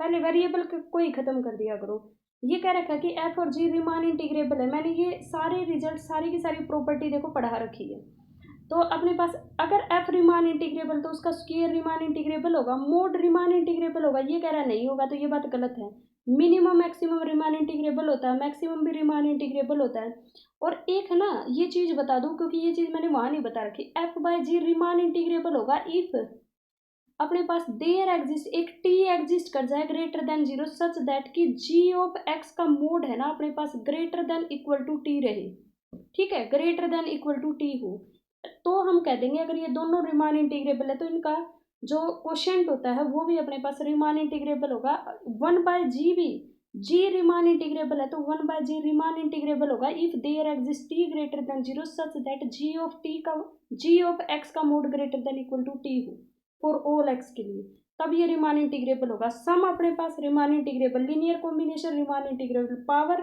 Riemann integrable, mod Riemann integrable, maximum minimum Riemann integrable, option number B इसका गलत है, यही पूछ रहा था कौन सा होल्ड नहीं करेगा। नेक्स्ट अपने पास पूछा हुआ है देखना, विच थ्योरम स्टेट्स दैट एफ और जी आर कॉन्टिन्यूअस फंक्शन, ठीक है। ये अपने पास एफ और आर से आर पे अपने पास ये कह रखा है कि कॉन्टिन्यूस फंक्शन दे रखे हैं, और ये कहता है रैशनल नंबर के लिए दोनों के दोनों अपने पास इक्वल है। तो देन फॉर ऑल, ये कहता है for all real number, real number की जगह कोई भी डोमेन हो, अगर देखो रैशनल नंबर का लिमिट पॉइंट हमें पता है रियल नंबर होते हैं, अगर इसका एक भी लिमिट पॉइंट जो यहाँ सेट डिफाइन होता है, एक भी लिमिट पॉइंट इसमें चला जाता है तो फंक्शन को वही होना पड़ता है जो ये रैशनल पे है। रैशनल की जगह इरेशनल दे दे तब भी अपने पास यही होगा। तो ये आइडेंटिटी थ्योरम की स्टेटमेंट होती है, ऑप्शन नंबर डी इसका करेक्ट होगा। नेक्स्ट अपने पास क्या रखा है कि check the continuity of a function, एक रिजल्ट होता है भाई एफ ए बी से अपने पास रियल नंबर पे, अगर अपने पास कॉन्टिन्यूस दे रखा है, अगर अपने पास कॉन्टिन्यूस दे रखा है तो इज यूनिफॉर्म कॉन्टिन्यूस होगा, यूसी होगा if and only if limit X tends to A positive F of X and limit X tends to B negative F of X अगर एग्जिस्ट कर जाए फाइनाइटली। ठीक है, अब तुम्हें पता 0 पुट करोगे तो भी एग्जिस्ट कर रहा है, 2 पुट करोगे तो भी एग्जिस्ट, तो ये अपने पास क्या हो जाएगा कॉन्टिन्यूस, पहले कह रहा है तो ये यूनिफॉर्म कॉन्टिन्यूस हो जाएगा। तो इफ एंड ओनली इफ होता, अगर ऐसा होता तो यूनिफॉर्म कॉन्टिन्यूस होगा, यूनिफॉर्म कॉन्टिन्यूस है तो ऐसा भी होगा। तो ऑप्शन नंबर डी इसका करेक्ट होगा। नेक्स्ट अपने पास क्या रखा है, आर से आर पे कॉन्टिन्यूस फंक्शन दे रखा for every x in Q, यानी कि rational number F of x continuous है।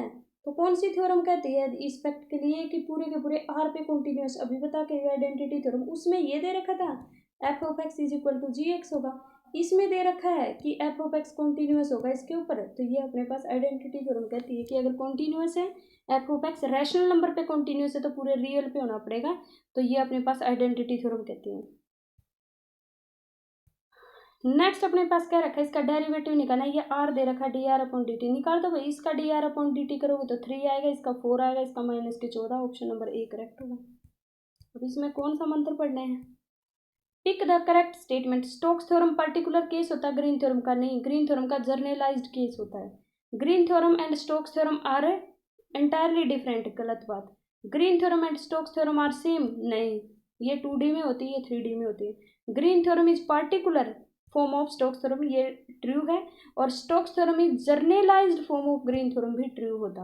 ऑप्शन नंबर डी अब करेक्ट होगा। नेक्स्ट अपने पास कहता है check the function, continuity check करनी है।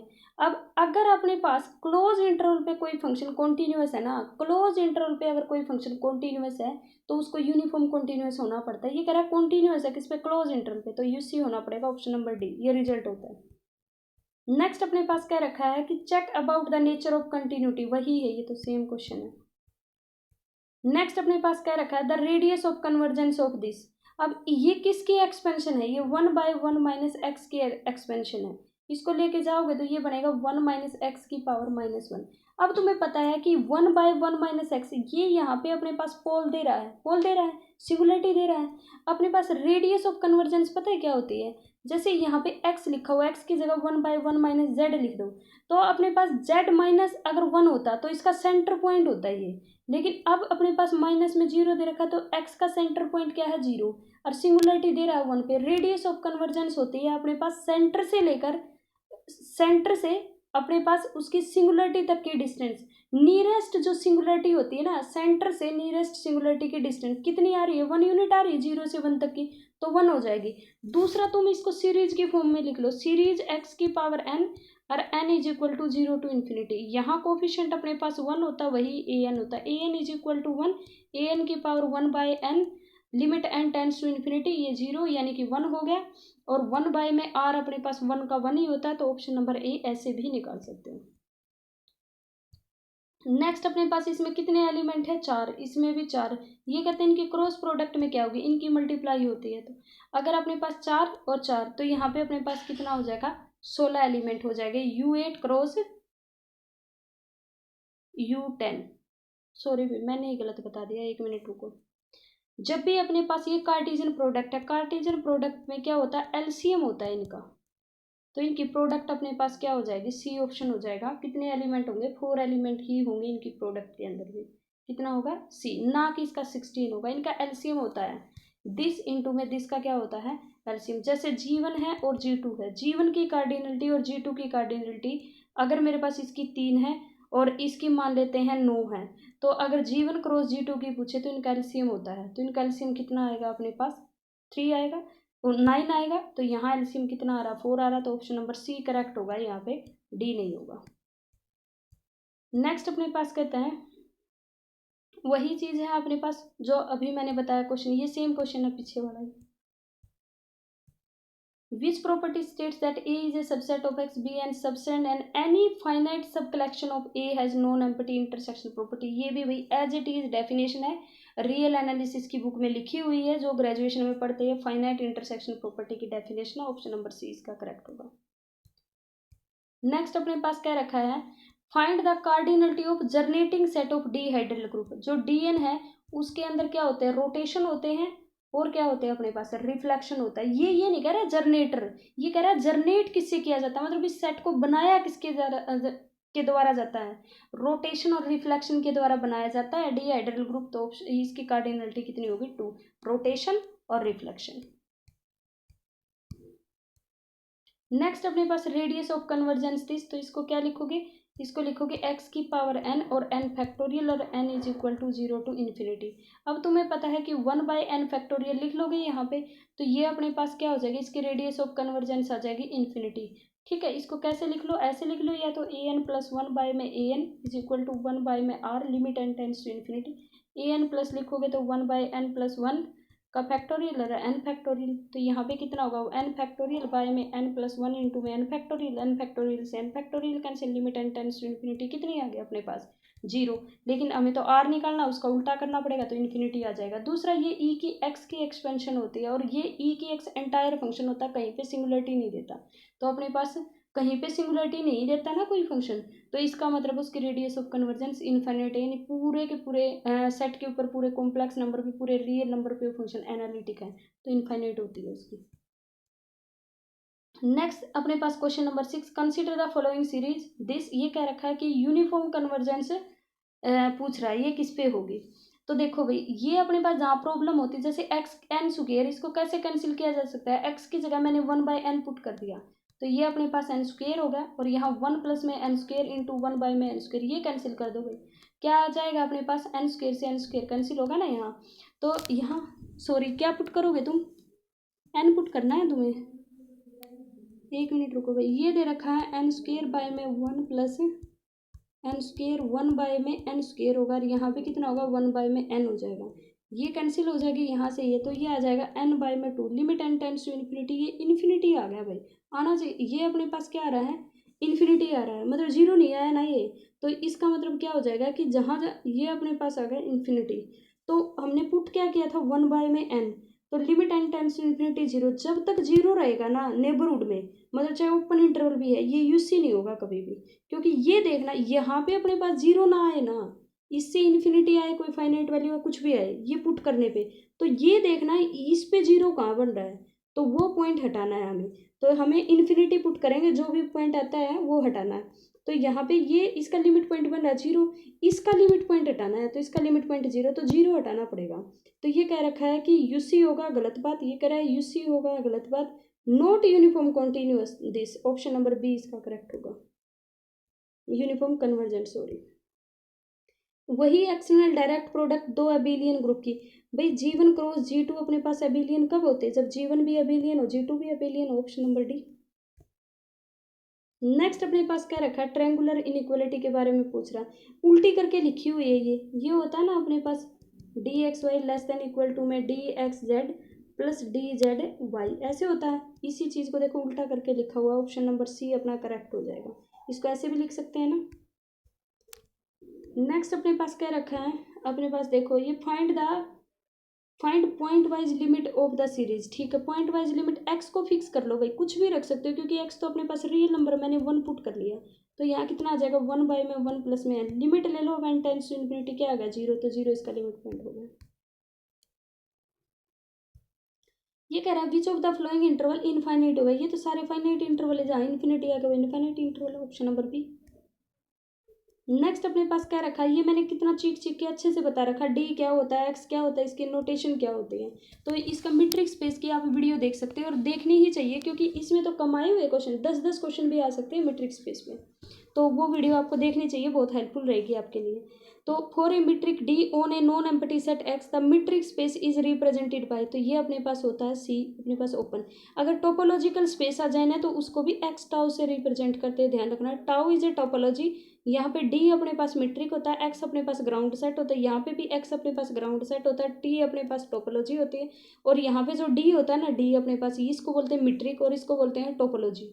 ठीक है, दोनों की नोटेशन ये होती है। टोपोलॉजी जो होते हैं ना वो सारे के सारे उसके अंदर ओपन सेट होते हैं अपने पास। ठीक है, जो टोपोलॉजी होती है वो अपने पास ओपन सेट के लिए होते हैं, यानी कि टाउ के अंदर जितने भी एलिमेंट होंगे सारे ओपन सेट बनेंगे, कलेक्शन होती है सारे ओपन सेट्स की। ये कह रखा है डी अपने पास दे रखा है, एफ डी से डी पे सीक्वेंस है of a bounded function and series of function continuous on some function G, then G, G को फिर अपने पास बाउंडेड ही होना पड़ेगा, ऑप्शन नंबर ए इसका करेक्ट हो जाएगा। नेक्स्ट अपने पास दे रखा है कि जी एक मल्टीप्लीकेटिव ग्रुप है T X is equal to X के। अब टी ऑफ मैंने ये कर लिया कि मल्टीप्लीकेटिव ग्रुप मैंने X of Y is equal to homomorphism हो जाएगा अगर T of X into T of Y हो जाए।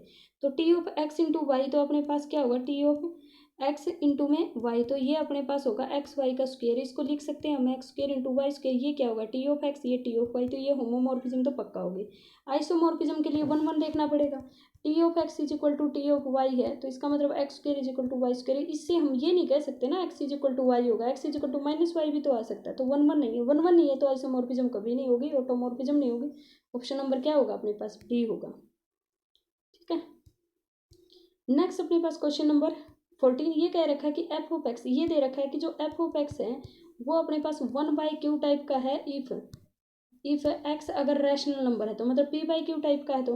और ये कह रखा है 0 है अदरवाइज। ये कह रहा है लोअर इंटीग्रल क्या होगा, जिसमें इन दोनों में से जो लोअर होगा वो लोअर इंटीग्रल, जो अपर होगा वो अपर लिमिट।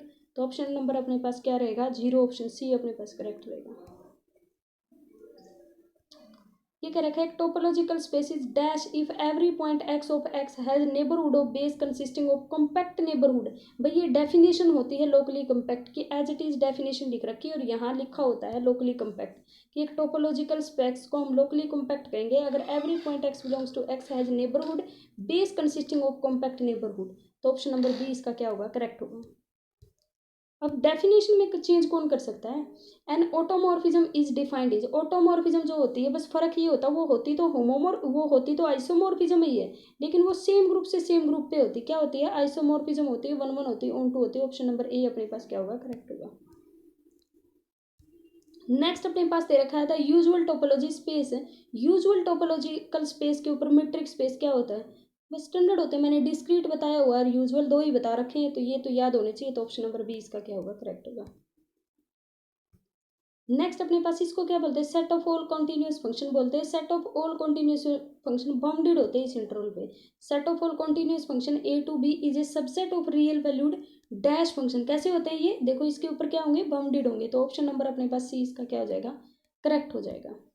नेक्स्ट अपने पास कहता है कि अपने पास दे रखा है, ये अपने पास एक सेट दे रखा है एक्स साइन 1 में एक्स हो गया, तो ये अपने पास सारे के सारे लिमिट पॉइंट अपने पास इसके अंदर ले रखे हैं, तो ये सेट अपने पास क्या हो जाएगा, क्लोज्ड हो जाएगा। तो ऑप्शन नंबर सी इसका क्या होगा, करेक्ट होगा। नेक्स्ट अपने पास क्या रखा, जब भी अपने पास इक्वालिटी आ गई तो ये अपने पास एक मीट्रिक स्पेस है, इसको क्या बोलेंगे हम, क्लोज्ड बोल। ये अपने पास कैसी बोल है, ये देखो कोमा लगा रखा है, इसका मतलब एक्स कोमा वाई दे रखा है और क्या रखा है, close less than equal to R, इसको क्लोज्ड बोलेंगे अपने पास, ये क्लोज्ड बोल होती है। नेक्स्ट अपने पास क्या रखा है, if the contour is close and does not intersect itself, इसका मतलब ये कुछ ऐसा कंटूर है, और इंटरसेक्ट का मतलब होता है ये अपने पास इंटरसेक्ट कर गया, ये कह रहा है कहीं इंटरसेक्ट नहीं कर रहा, तो ऐसे करो को हम सिंपल करो बोलते हैं, और दूसरा इसका नाम होता है जॉर्डन करो। तो ऑप्शन नंबर सी, जॉर्डन कह लो या सिंपल कह लो, एक ही बात होती है, जो पॉइंट किसी भी पॉइंट पे क्या नहीं करता, अपने पास इंटरसेक्ट नहीं करता, और क्लोज करो होता है। ये कह रखा है कि डज नॉट इंटरसेक्ट, क्लोज इसने खुद कहा, ओपन कैसे हो सकता है, टर्नरी बाइनरी ये तो नंबर होते हैं, तो ये अपने पास करो के बारे में होता ही नहीं है। नेक्स्ट अपने पास क्या रखा है कि चेक करना है आपको continuous and analyticity of f of z, cos z, देखो लिख लो ये साथ साथ में, कोस z आ जाए, e की z आ जाए, साइन जेड आ जाए, साइन हाइपरबोलिक जेड आ जाए, कोस हाइपरबोलिक जेड आ जाए, ये सारे के सारे फंक्शन एंटायर होते हैं। क्या होते हैं? एंटायर, पूरे के पूरे सी पे एनालिटिक होते हैं, कंटिन्यूस भी होते हैं, डिफरेंशिएबल भी, सब होते हैं। तो continuous and analytic everywhere, option number D. ये सारे एग्जाम्पल लिख देना, स्टैंडर्ड होते हैं ये एंटायर होते हैं अपने पास। नेक्स्ट अपने पास नंबर ऑफ सब ग्रुप। अब यहाँ सब ग्रुप पूछा है, तुमसे यहाँ सब रिंग भी पूछ सकता है, तुमसे यहाँ सब फील्ड भी पूछ सकता है, कुछ भी पूछे तो अपने पास क्या करना है, इसकी क्या करो, प्राइम फैक्टराइजेशन कर दो जो भी नंबर दे रखा हो।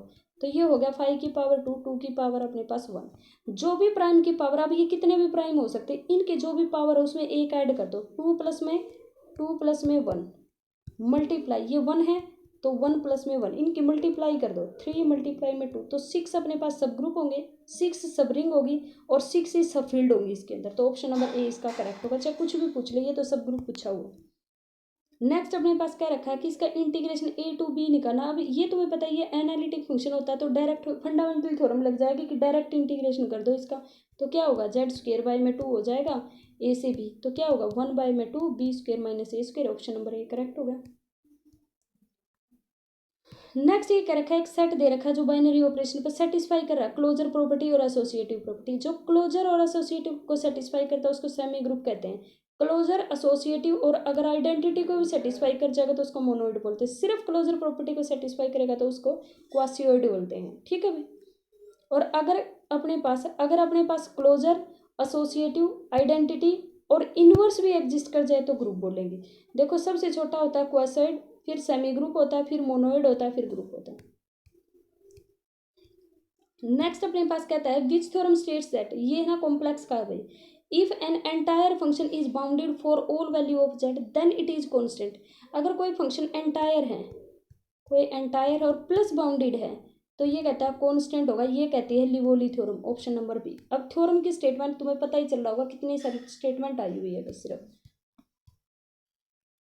नेक्स्ट अपने पास find the residue F of Z, इसका रेजिड्यू बताना भाई, रेजिड्यू इन्फिनिटी पे बताना है।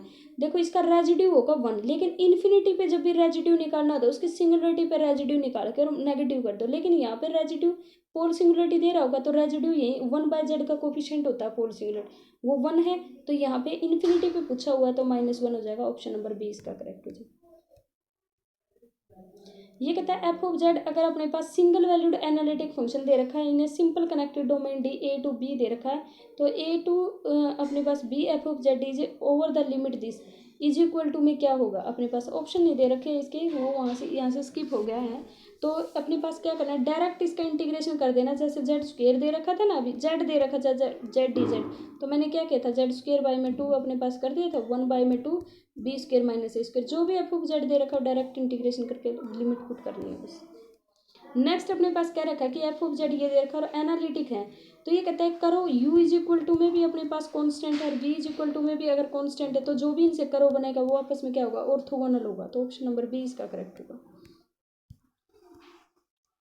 ये मैंने आपको बताया था जब कॉम्प्लेक्स बताया था, अपर मॉडुली और लोअर मॉडुली बताया था, उसके अंदर अपने पास देखो ये एम एल इनइक्वालिटी होती है। ये एनालिटिक और कंटिन्यूस फंक्शन दे रखा है अपने पास, ये एल इसकी लेंथ है। कंटिन्यूस फंक्शन अगर अपने पास दे रखा बाउंडेड है एम से, तो F of Z less than M होगा, तो एम हो जाएगा इंटू में डी जेड, इससे लेस देन होगा, ये एम को बाहर ले लो, ये अपने पास क्या होगी, लेंथ होगी इंटरवल की, इस पूरे कंटूर की लेंथ कितनी दे रखी एल, तो ये अपने पास एम एल के less than equal to M L हो जाएगा, ऑप्शन नंबर ए करेक्ट होगा। ये थे आपके टोटल 90 क्वेश्चन मैथ के, 90 क्वेश्चन मैंने करवा दिए हैं। आई होप आपको समझ आए होंगे। वीडियो को ज़्यादा से ज़्यादा लोगों तक शेयर करना है, चैनल को सब्सक्राइब करना है। थैंक यू सो मच, मिलते हैं नेक्स्ट क्लास में।